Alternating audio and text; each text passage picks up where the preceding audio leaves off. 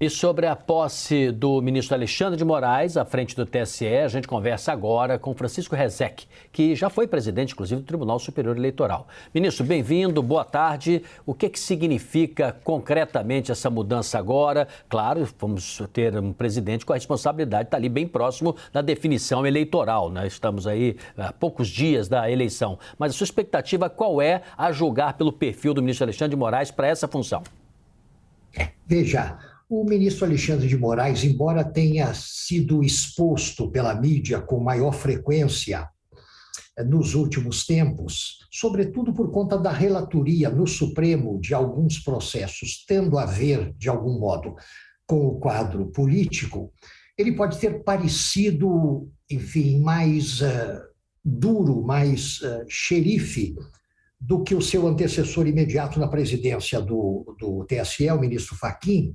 Mas a verdade é que os dois são homens de uma formação acadêmica muito sólida e de uma carreira judiciária extremamente íntegra.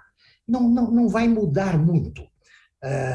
O que temos aí é uma sucessão entre dois homens conscientes da responsabilidade da justiça eleitoral, onde se faz justiça, onde se julga o contencioso entre aqueles que querem, de algum modo, instaurá-lo, mas onde se administra também o processo. O trabalho gerencial da justiça eleitoral é o mais angustiante, no sentido de que é aquele que mais desgasta os seus titulares. E há também, a justiça eleitoral exerce, às vezes, por delegação do Congresso Nacional, alguma função legislativa, estabelecendo normas de detalhamento da disciplina do processo. Agora, não há entre Alexandre de Moraes e Luiz Edson Fachin uma diferença no que concerne a maneira de encarar a responsabilidade do juiz eleitoral numa hora particularmente difícil como essa. Eu acho que, enfim, não há como exceder a austeridade que o ministro Fachin revelou ao longo do seu período de presidência, e o ministro Alexandre de Moraes apenas entra em cena na presidência do tribunal nesta reta final do processo, exatamente no dia em que começam formalmente as campanhas. Ministro Francisco Rezec, muito obrigada pela entrevista. A gestão do ministro Fachin, ela foi conturbada no sentido de o ministro ter que fazer muitas defesas do sistema eleitoral e das urnas eletrônicas. E também uma relação também um tanto conturbada com as Forças Armadas por conta do convite que foi feito às Forças Armadas para integrar um grupo de observação do processo eleitoral. Agora, nós trouxemos uma notícia que o ministro da Defesa, Paulo Sérgio Nogueira, tem dito a interlocutores que pretende uma reaproximação com o ministro Alexandre de Moraes e talvez, de novo, a gente tenha que acompanhar a mesma observação em relação ao processo eleitoral. Queria lhe ouvir sobre isso. Veja, o que acontece é que a Justiça Eleitoral, com seus próprios recursos, tem demonstrado desde a redemocratização, desde o processo de 89, tem demonstrado a absoluta segurança com que ela conduz o processo. Tentou-se, enfim, montar, por conta de algumas dúvidas levantadas aí sobre o óbvio ululante. Ninguém, veja, em boa fé, ninguém duvida da segurança absoluta das urnas eletrônicas. Algumas pessoas acham que é da sua conveniência discutir isso, colocar isso em dúvida. Não creio que ninguém na inteligência das Forças Armadas embarcou nessa nau insensata. Não creio que ninguém ali tenha dúvidas quanto à segurança desse processo.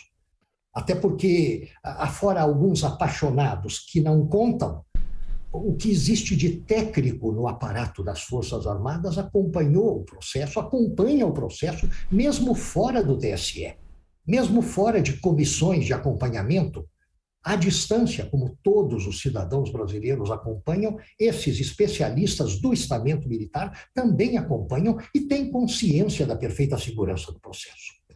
O que houve de penoso para o presidente Fachin e de que ainda restará algum resíduo na presidência Alexandre de Moraes é essa necessidade absolutamente incômoda de explicar de novo a cada dia o óbvio ululante, de explicar de novo aquilo que todos já sabem e que alguns, provavelmente por má fé, colocam de algum modo em dúvida. Agora, quanto à disciplina, quanto à organização, por exemplo, da questão das fake news, é preciso que o eleitorado brasileiro, especialmente o eleitorado mais jovem, saiba que isso não é novidade. Alguns estarão, talvez, pensando que estamos diante de algo inédito, colocar em dúvida o rigor do processo eleitoral, colocar em dúvida as cédulas do ano de 89, o voto eletrônico de depois e que dura até hoje. Isso não é novidade. Desde o ano eleitoral de 89, em que nos reencontramos com as urnas, depois de um longo hiato, sempre houve críticos descontentes antes e depois do processo.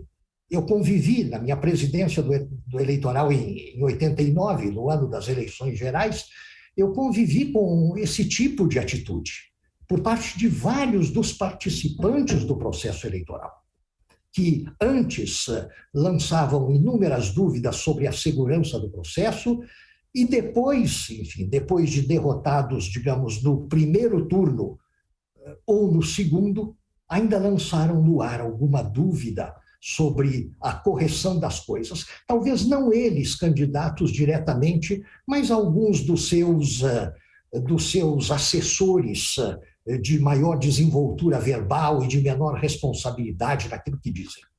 De modo que o que acontece esse ano é que os ânimos estão mais exacerbados. A sociedade brasileira está dividida, essa clivagem é muito profunda, a rejeição recíproca é muito violenta. Isso é o que há de novo. É uma questão de grau, de intensidade e de visibilidade do inconformismo e da crítica. Mas que isso sempre existiu, é um fato que todos os que estão no processo há muitos anos sabem muito bem. Nós conversamos com o ministro Francisco Rezec, que já foi presidente do Tribunal Superior Eleitoral. Muito obrigada, ministro. Obrigado a você.